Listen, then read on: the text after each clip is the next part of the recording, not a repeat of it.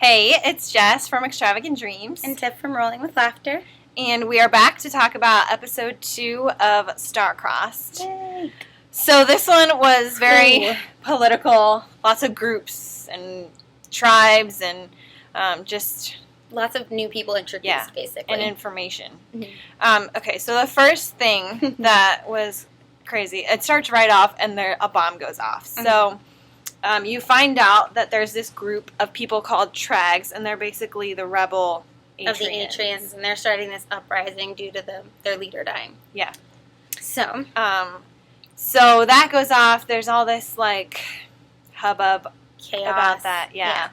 People aren't sure who to trust and where the next attack is going to be. They're really skeptical about the Atrian teenagers going back to school and all that. They don't know who's safe and who's not, basically. And then this part was interesting. I didn't know from the last episode that Nox, Roman's dad, was the leader. He's they portrayed him as a spokesperson. Right, the one who's going to help them combine the humans and the aliens. Yeah, but he is basically the leader of the whole Atrian clan. And then there's 4 tribes within them, but he's the lead. I guess, I don't know if their tribe is... the main leader. Yeah. Something like that. So, of course, Roman is next in line to be the leader since his father has died. Mm-hmm. And they basically, his uncle, Castor, offered to be the interim leader while he's still in school and because he's so young and everything. But Roman doesn't trust him. Right. He was a former Trag, so former rebel. So Roman doesn't trust him, and Roman decides that he's going to lead instead, even though he's so young. Yes. Yada, yada. Yeah. And then... So then he goes, and one of his first moves, is to meet with the Trags. And he basically tells them he's with them, even though he's not, but he wants to discover where their weapons. Collecting weapons, and he wants to find out where they are, so... They're basically building an army. And Roman thinks it's a stupid idea because he's you're outnumbered by 7 billion, humans versus the small alien. Yeah. So, that doesn't pan out for him right now. So he's going to trying to find the weapons. Mm-hmm. But then he finds out... There were some other Trags that were talking that he overhears, and he finds out that they have a plot against Emery's family due to the incident with their leader, and now they're going to try and kill Emery. Yeah. So instead of going to find the weapons... where the Trags are hiding them, the night of the carnival, homecoming carnival, which we'll get to. And then he decides...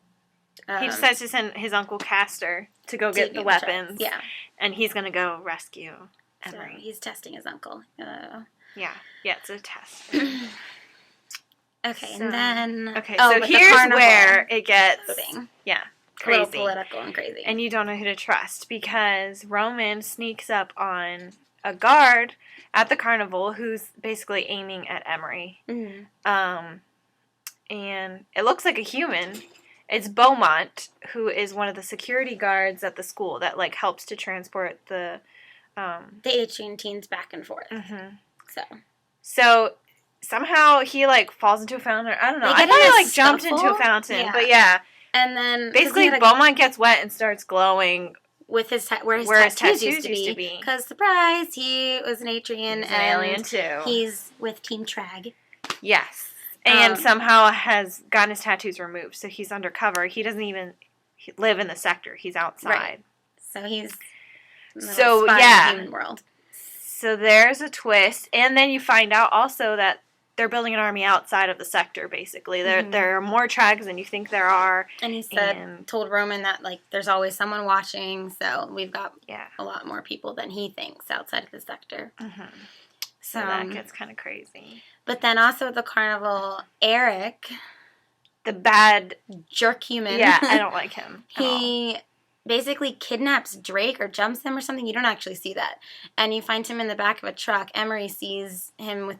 Emery and Grayson, go off and see Eric and see someone moving in the back of the truck and see that it's Drake. And then Emery goes to get him out. The Red Hawks guy comes out.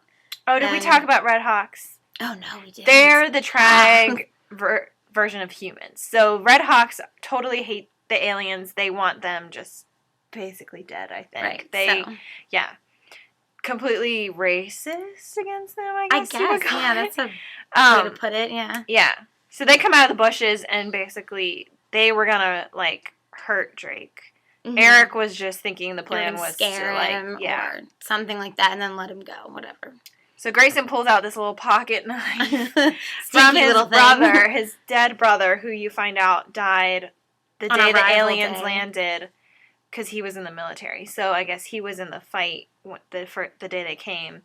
So he has this knife from his brother. He pulls it out to, like, scare away the Red Hawks, and they kind of just 10 of back off. Yeah, it's weird because it's like a puny little knife, and he's a kid in high school, it was and very then these strange. adults are just skeptical. like, okay, we'll leave you alone. But anyway, so I was like, oh, Grayson's nice. He's doing something nice.